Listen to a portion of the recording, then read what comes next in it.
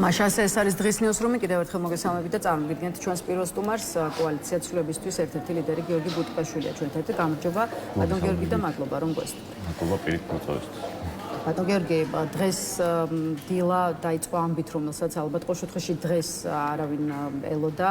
დაახლოებით 9 საათის წინ გაავრცელა მიხეილ ყაველაშვილმა განცხადება, რომელთაც გავიგეთ, რომ შეწყალებულნი არიან ლელო ძლიერი საქართველოს ლიდერები მამუკა ხაზარაძე და ბადრი ჯაფარიძე. ყაველაშვილი ამბობს, რომ არ სურს ვინმეს დარჩეს იმის თქმის საბაბი, რომ ადგილობრივი თვითმმართველობის არჩევნები შეზღუდული კონკურენტუნარიანობის პირობებში ტარდება. შეაფასეთ ამბავი, რომელიც ახლახან გავიგეთ და გითხარით ხაზარაძე ჯაფარიძის შეწყალების გაწყვეტილების თქვენეული ახსნა. პირველ რიგში მივესალმებით თქვენს მაყურებელს. ხომ საინტერესო მოვლენა ხდება. სასიხარულია ერთი მხრივ ის, რომ პოლიტპატიმრები თავისუფლებიან, ამას ვერ უარყოფთ, მაგრამ მსგავს გათავისუფლებას აქვს თავისი პოლიტიკური ფასი ლელოსთვის და მათ შორის მამუკა ხაზარაძესთვის, ბადრი ჯაფარიძისთვის, ყაველაშვილის მიერ შეწყალებული პოლიტიკური ლიდერები იმ ფორმით, რომ არჩევნების ლეგიტიმაცია მოახდინოს და ეს პირდაპირ ტექსტში არის ნათქვამი, მხოლოდ იმის გამო შეიწყალა, რომ არჩევნების ლეგიტიმაცია მოხდეს, როგორც თვითმმართველობის არჩევნების, ეგრეთ წოდებული კრიმინალური არჩევნების, ასევე საპარლამენტო არჩევნების, თავისივე არჩევნების, პრეზიდენტის არჩევნების არალეგიტიმურმა პრეზიდენტმა შეიწყალა მამუკა და ბადრი და მათ ეუბნება პირდაპირ, რომ თქვენი გარეთ ყოფნა ემსახურება ერთადერთ მიზანს, ლეგიტიმაცია მიანიჭოთ თვითმმართველობის არჩევნებს, ლეგიტიმაცია მომანიჭოთ მე და ლეგიტიმაცია მიანიჭოთ პარლამენტს, რომელსაც არავინ არ აღიარებს არც ქვეყნის შიგნით, არც ქვეყნის გარეთ. ამიტომ ვამბობ, ერთი მხრივ ეს სასიხარულოა, რომ პოლიტპატიმრები თავისუფლებიან, მაგრამ ის ფასი, რასაც გადაიხდის საზოგადოებრივ ელექტორალურ ფასს ლელო და მათ შორის ხაზარაძეც და როგორ აისახება, როგორ ფიქრობთ? იმიტომ საზოგადოებაში არის უკვე განცდა, რომ ეს გავს გარიგებას. ლელოს თვითონ პერსონალურად ლელოს ამორჩეველზე უკვე 4 ოქტომბერს ლელოს ამორჩეველი, რასაც ვუყურებთ ჩვენ და ბოლო კვლევებშიც ვნახეთ, შემცირებული არის სწორედ იმ გადაწყვეტილების გამო, რომ არჩევნებში იღებენ მონაწილეობას. საზოგადოების დიდი ნაწილი 54%-ზე იყო საუბარი არ ეთანხმება არჩევნებს, თავი თვითმმართველობის არჩევნებს და მას მიიჩნევს როგორც არასწორ პროცესს, კრიმინალურ არჩევნებს, ასე უძახიან. შესაბამისად, ლელოს გადაწყვეტილება არჩევნებში მონაწილეობა და დამატებით ყაველაშვილის შეწყალება მათ რეიტინგს გაანულებს, მათ იბიძინეს ამ თავარი ყოველთვის რა არის, ის თამაშობს ადამიანებით, ის თამაშობს პოლიტიკით და ცდილობს მაქსიმალურად გაანულოს ოპოზიციური პარტიები, მაქსიმალურად წარმოაჩინოს ისე, რომ ისინი თანმიმდევრულები არ არიან, არ მიყვებიან სტრუქტურულ პოლიტიკას. დღეს ერთს ამბობენ, ხვალ მეორეს აკეთებენ და ზეგ საერთოდ მეოთხეს, მესამეს გააკეთებენ. სწორედ ამის ილუსტრაციას აკეთებს, იმიტომ რომ ყაველაშვილის შემთხვევაშიც ვნახეთ, ხომ მან პირველ ერთხელ მიმართა მათ და შეწყალებაზე თავად გააკეთო განაცხადი, რის შედეგადაც მიიღო ყაველაშვილმა კაცრი პასუხი, რომ ეს არ მოხდებოდა. ამის შემდეგ შეიწყალა, ახლა რომ გამოვა ხაზარაძე და ბადრი ჯაფარიძე, რას გააკეთებენ, ან ჩვეულებრივად ჩაერთვებიან კამპანიაში, როგორც ჩანს ამას აპირებს. თქვენც აღნიშნეთ და დიახ, ნამდვილად ასეა, ხაზარაძე და ჯაფარიძე შეწყალებულნი არიან იმის გამო, რომ მათი პარტია შესულია თვითმმართველობის არჩევნებში. არ ვიცი, შეიძლება ძალიან ცუდ კითხვას ვსვამდე, მაგრამ ყოველ შემთხვევაში სოციალურ ქსელებში უკვე წამოვიდა, ესე ვთქვათ, შეფასებები იმის თაობაზე, რომ შეიძლება თავიდანვე ყოფილიყო ლელოსა და ქართულ ოცნებას შორის შეთანხმება იმის თაობაზე, რომ თუ ლელო ჩაერთვებოდა მუნიციპალურ არჩევნებში, აი სწორედ ყაველაშვილის გავლით მოხდებოდა დაბადებული თავმჯდომარეების შეწყალება. აი ამ ასე ვთქვათ კითხვების და ეჭვების ამ ტიპის კითხვების დასმა და ამ სახის ეჭვების გამოხატვა რამდენად ლეგიტიმური შეიძლება იყოს? ლეგიტიმური არის ყველაფერი, რაც არათანმიმდევრულ პოლიტიკაში ჯდება. საზოგადოებას ექნება კითხვები, მსგავსი კითხვები რაც ჩამოსვალეთ, მაგრამ არ ექნება პასუხები, მაგრამ განცდა ფაქტის დონეზე რაც დადგება, ხო? ეს ყველაფერი აისახება განწყობებზე ლელოს მიმართ. თქვენს გაქვთ განცდა, რომ ლელოსა და ოცნებას შორის შესაძლოა რაღაც გარიგება შემდგარიყო? ესე პირდაპირ გარიგება არ მგონია, მე პირადად, რომ გარიგება შედგა და ამ სცენარს გაყვნენ. უბრალოდ არასიტყვიერი გარიგება მოხდა ორივე მხარეს შორის, იმიტომ რომ ერთ მხარემ აირჩია ლეგიტიმაცია მიენიჭებინა პარლამენტისთვის და თვითმმართველობის არჩევნებში მიიღო მონაწილეობა მათ შორის გახარიასთან ერთად, რომელმაც რამოდენიმე დღის წინ განაცხადა, რომ შეცდომა იყო პარლამენტში არ შესვლა. ანუ ეს ყველაფერი აჩენს ლოგიკურ და კითხვებს, რა ხდება, ანუ ეს არის პირდაპირი გარიგება თუ უბრალოდ თამაშის წესების აყოლა ივანიშვილმა რაც დააწესა. ჩვენი პარტიის ლიდერები, რომლებიც დღეს ციხეში სხედან, ამ თამაშის წესებს რომ არ აყონեն, სწორედ მაგიტომ აღმოჩნდნენ, მათ არავინ არ შეიწყალებს, იმიტომ რომ თანმიმდევრული პოლიტიკა ჩვენი კლავაც აქტუალურია და მიუყვებით ამ თანმიმდევრულ პოლიტიკას და ამიტომაც არის რომ ასევე კვლევებში ჩვენი რეიტინგი იზრდება სწორედ იმის ხარჯზე რომ ამ ქვეყანას სჭირდება თანმიმდევრული პოლიტიკა როგორც კი ივანიშვილის თამაში იწყებს ნებისმიერი პოლიტიკური აქტორი ის აუცილებლად წაგებული იქნება იმიტომ რომ ივანიშვილს აქვს რესურსი ივანიშვილს ყავს პროპაგანდისტული მედიები და ივანიშვილს ყავს მოძალადე ჯგუფები, რომლებიც აი ამ თავისი მიზნების აღსრულებაში მას ეხმარებიან. ამიტომ ჩვენი ამ თავარი ყოველთვის პოზიცია იყო მორალური სიცხადე და ამ თანმიმდევრული პოლიტიკის გაძლიერება, რაც დავიწყეთ. ამაში ლელო ვერ ჩაჭრა. თქვენ ამბობთ, რომ თქვენი ლიდერები არ აყვნენ ქართული ოცნების თამაშის წესებს. იყო რამე შეთავაზება ნიკა გვარამიას, ნიკამელიას და ზურაბ ჯაფარიძის მისამართით, აი ხომ არა ასე ვთქვათ შეუგზავნიათ მათთვის საპატიმროში რამე შეთავაზება? არა, იმიტომ ჩვენ ვიცით და ნახა და ვკითხულობთ ჩვენი ლიდერები ფაქტობრივად ყოველდღიურად წერენ Facebook სტატუსებს, ანუ გვიგზავნიან, იწერება, მათი პოზიცია არის ყოველთვის ცალსახა და თანმიმდევრული შესაბამისად ესეთი ფაქტი რომ შეწყალებაზე იქ არც ყოფილა საკუთარ ლაპარაკი და არც იქნება სავარაუდოდ, იმიტომ რომ ლელოსთან მარტივი იყო ხაზარაძესთან მამუკასთან რომელსაც პირდაპირ გადაწყვიტა მონაწილეობა თვითმმართველობის არჩევნებში და აი ჩვენ ნახეთ ხო როგორი გროტესკული კადრები არის როდესაც ერთი მხრივ პოლიტპატიმრების ციხეში აღსრულება მიმდინარეობს ახალგაზრდა ბიჭების და გოგონების დაკავება ორი წლით ციხეში გაშვება და პარალელურად ლელო აწარმოებს კამპანიას სადაც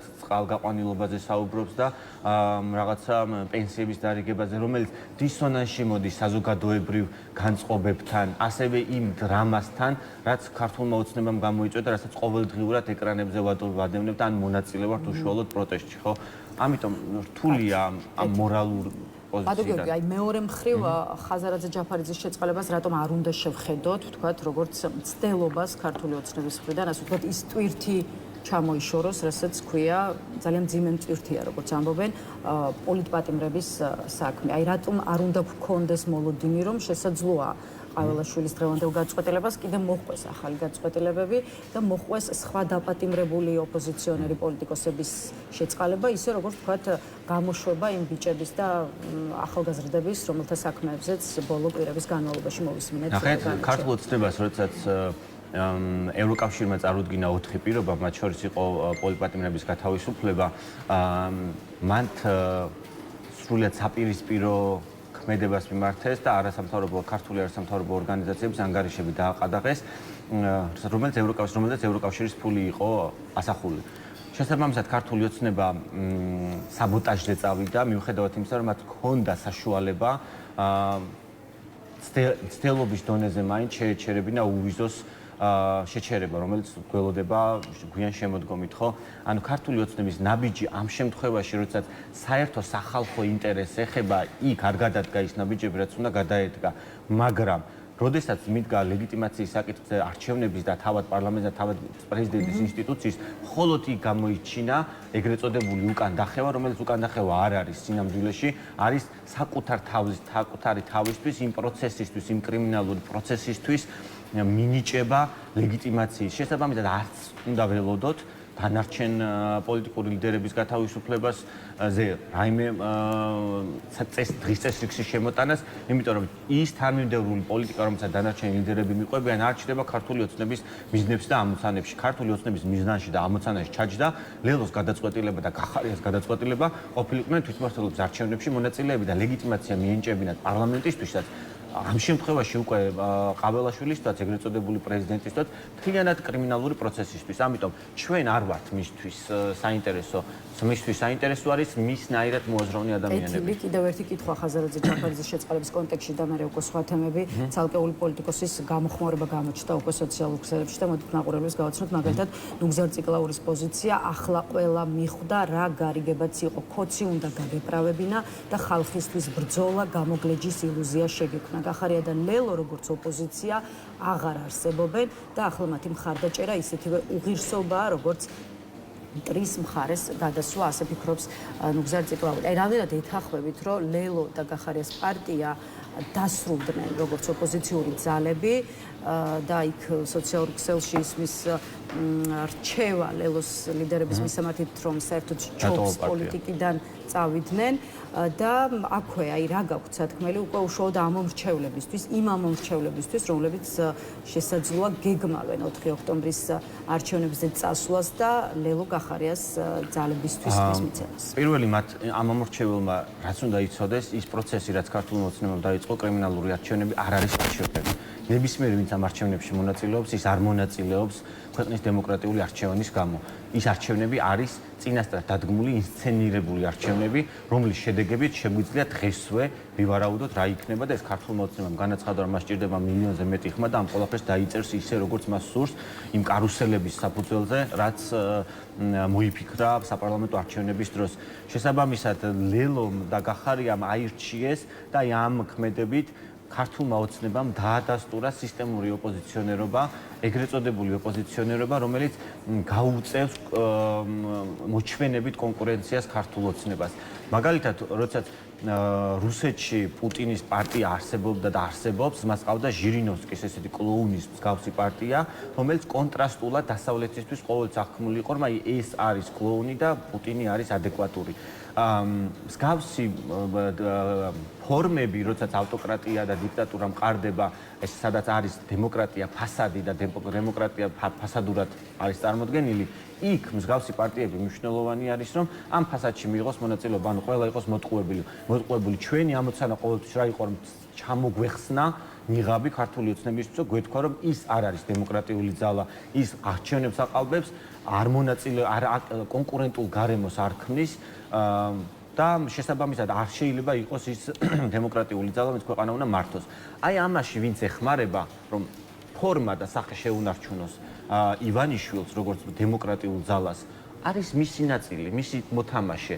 შესაბამისად, ლელო იმ საზოგადოებაში, ვინც პროდასავლურად აზროვნებს, ვისაც უნდა ეს ქვეყანა იყოს ევროპული და ჰქონდეს ევროპული მომავალი, იმ საზოგადოებაში, ვინც ლელოს ამორჩეველი იყო, ლელოს ხო ესეთი ამორჩეველი ყავდა, რომელიც თავად შექმნეს, რომ აი არც ნაციონალური მოძრაობის ხარდაჭერი იყო, არც ქართული ოცნების და სადღაც შუა მომრჩეველი ჭირდებოდა და ამაზეც მუშაობდა. ეს ხალხი დაკარგა, იმიტომ რომ 80% როცა ამბობს, რომ უნდა პროდასავლური ხელისუფლება ყავდეს, იქ აღარ არის არც ლელო და აღარც გახარია, იმიტომ რომ რაც არ უნდა ილაპარაკონ მათ დიქტატორს მიანიჭეს ლეგიტიმაცია ამ არჩევნებში მონაწილეობით და უკვე ახლა შეწყალებით დადასტურდა ეს ყველაფერი. ადო გიორგი, დღეს პარასკევია და ამ კვირის აქტუალურ საკითხებსაც გადავალოთ თვალი, მათ შორის ყურადღების საგანია ასე ვთქვათ, პარლამენტში შექმნილი საგამოძიებო კომისიის მიერ დადებული დასკვნა, რომელშიც შეფასებულია როგორც უშუალოდ ნაციონალური მოძრაობის ხელისუფლების საქმიანობა, ისე 2012 წლის შემდეგ განვითარებული მოვლენები. ძალიან ბევრი ცუდი რამ არის, ნათქვამი, როგორც წინა ხელისუფლებაზე და ყოფილ სახელმწიფო ძალაზე, ისე არასამთავრობო ორგანიზაციებზე და აი ყველა ერთად მათ შორის სხვა შორის თქვენი კოალიციაც დასახელებული ხართ როგორც დესტრუქციული ძალები. კი ბატონო, ღალატის ქრონიკა, ქვეყნის ეროვნული ინტერესების წინააღმდეგ წასვლა, ძირითადად ასეთია ის შეფასებები, რომელიც ოპოზიციურ სპექტრში ისმის. რას დაამატებდით და რამდენად ეთანხმებით ოპოზიციონერი კოლეგების ხო, ნახეთ, ეს ეგრეთ წოდებული გამოძიება, წულუკენის გამოძიება არის საბოლოო ჩარჩო შეკრანის პროცესი, რა პროცესიც დაიწყო ქართულ მოცნებამ არჩევნების ოქტომბრის არჩევნების შემდეგ დაასრულონ და გააჩერონ პროდასავლური პარტიები, აკრძალონ პროდასავლური პარტიები, საკუთარი ქვეყანა დაადანაშაულონ ომში, ანუ ღალატის აქტად შეფასდა და გადაწერონ ისტორია, როგორც გადაწერა ისტორია პუტინმა, როგორც თავისი ქვეყნისთვის, ისე ჩვენი ქვეყნისთვის.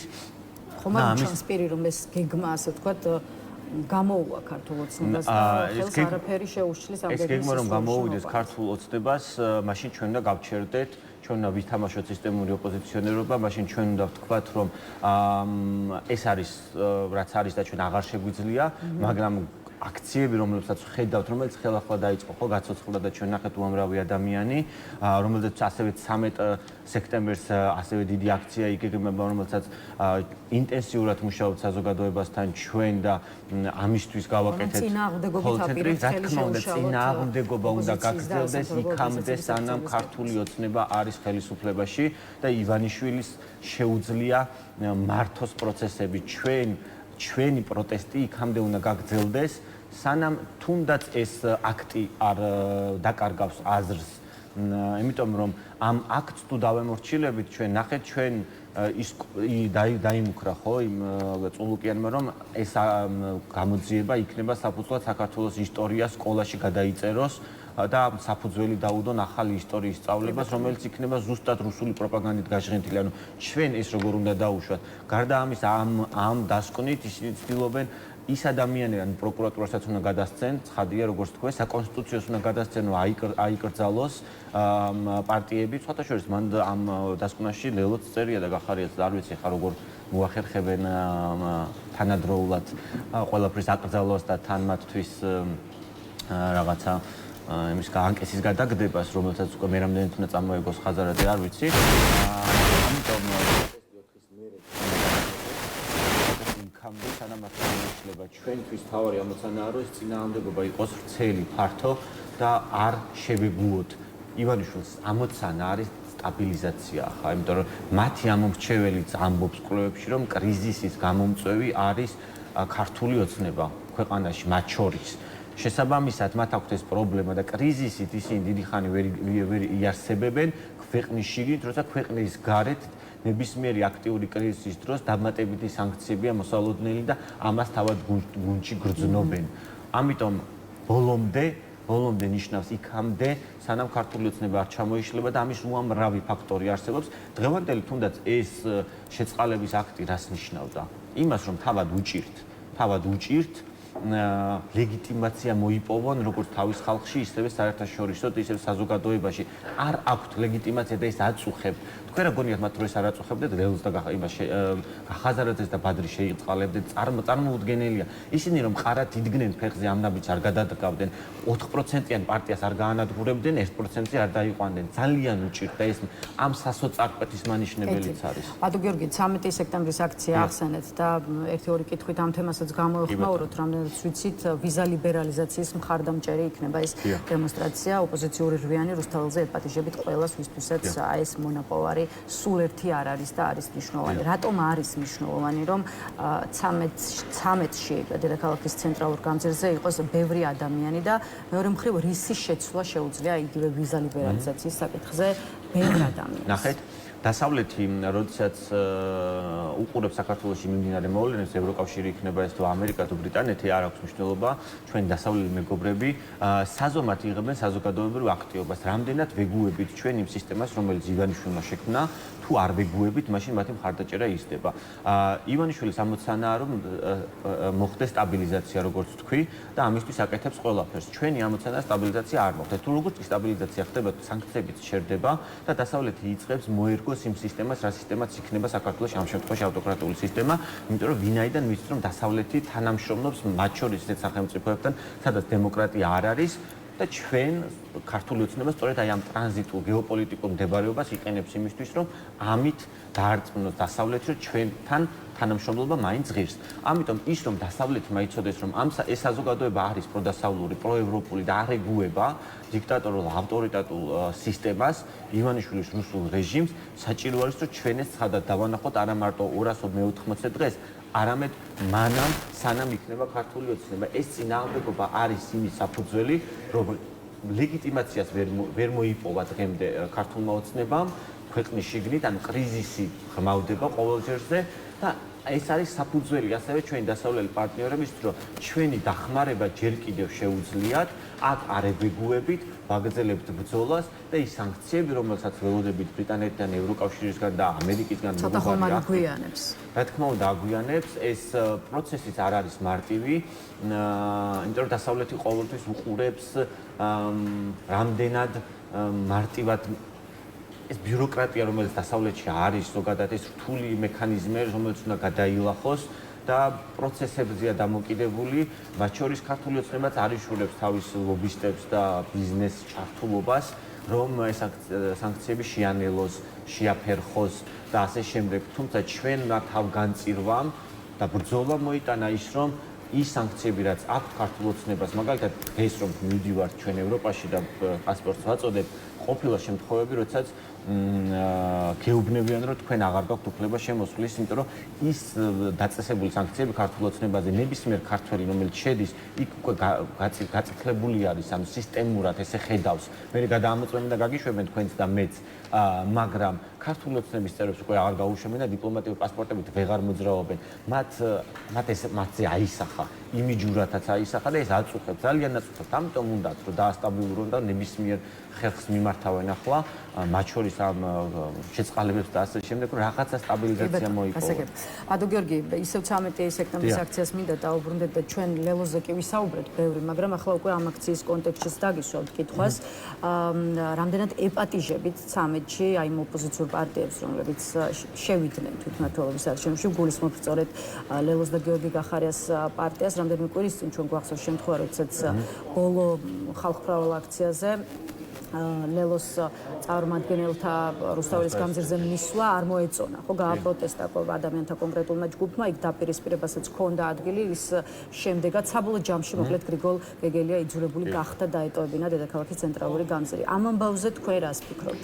არის თუ აღარ არის თქვენი აზრით რუსთაველის გამზირზე ლელოს და გახარიას პარტიის ადგილი იმის გამო, რომ ისინი შევიდნენ თვითმმართველობის არჩევნებში და როგორც თქვენ ამბობთ, ლეგიტიმაცია მიანიჭეს ქართულ ოცნებას. ნახეთ, ნებისმიერი ქართველი, რომელიც ეწინააღმდეგება რეჟიმს და დგას ქუჩაში, არის ღირებული, ეს არ აქვს მნიშვნელობა, ვინ იქნება, იქნება ლელო თუ თავად ქართული ოცნების წევრიც, რომელმაც შეიძლება გადაიფიქრა და აღარ მოწონს ქართული ოცნება და მიხვდა, რომ ის არის რუსული პუტინის ძალა და აღარ უნდა, ნებისმიერი მიიღებს ასეთ ადამიანს პროტესტში, მაგრამ ის, რაც ლელომ ფასი უნდა გადაიხადოს არჩევნებში მონაწილეობით და სწორედ იმ ფორმით, როდესაც დაპატიმრებული ადამიანები, როდესაც ამ არასამთავრობო სექტორს საბოტაჟის საქმეზე აღუძრეს საქმე და ლელო პროტესტის ფონზე კამპანიურ სურათს ქმნის, სადაც ისინი პირდებიან უფასო წამლებს, გამოაბრაზებს იმ გულწრფელ ადამიანს, ვინც 280 დღე ქუჩაში დგას, სიცივეში, ქარში, უბედურებაში, რეპრესიებში არ ჩერდება და ის ბრაზიც ლოგიკური არის იმ საზოგადოებისგან, რომ არ იღებს მოთანამშრომლე ოპოზიციურ ლიდერს ან პარტიას იქ ცეცხლში გჭირდება ცეცხლი, არ გჭირდება შენ წყალი, რომელიც ამ ყველაფერს გაგინეიტრალებს. ეს არის განწყობა, ეს არის პროტესტის განწყობა და თუ შენ ცეცხლში მოგაქვს წყალი და ასე აისახა და ასე გამოჩნდა ლელოს მხრიდან, როდესაც ისინი საარჩევნოდ პოზირებდნენ აქციაზე, რა თქმა უნდა, შედეგიც იყო, მაგრამ მათ აქვს ჩანსი, რომ თქვენ რომ აღარ იღებენ მონაწილეობას. ნებისმიერ დროს შეუძლიათ. ვისაუბრეთ, ახლა ბოლო კითხვა უკვე გიორგი გახარიას პარტიასა და პერსონალურად გიორგი გახარიაზე, რომელიც ფიქრობს, რომ საპარლამენტო მანდატების დატოვება არ იყო სწორი გადაწყვეტილება, ეს იყო შეცდომაო, ამ კვირაში გააკეთა მან ეს განცხადება.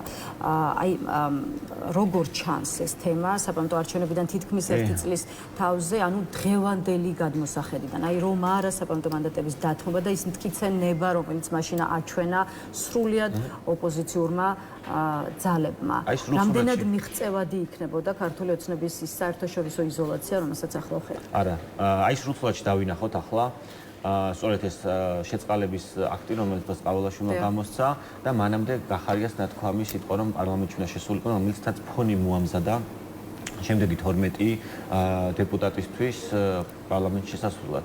ნახეთ სისტემა, ეხლა ნახეთ როგორ ხდება, როგორ დაალაგდა. გახარიამ ფონი მოამზადა, ყაველაშვილმა შეიწყალა და ცდილობს ქართული ოცნება გახარიას პარტია, რომელიც პარლამენტში 12 შევადა ლეგიტიმაციას მისცემს ამ ფორმით პარლამენტს, გახარია, ლელო, რომელიც მონაწილეობს თვითმმართველობის არჩევნებში და შეწყალებით ასევე ყაველაშვილს მიეცა ლეგიტიმაცია, იმიტომ რომ ისინი დამორჩილდებიან ამ გადაწყვეტილებებს, ხათებში ხეშუხარ დარჩებიან საკუთარი ნებით.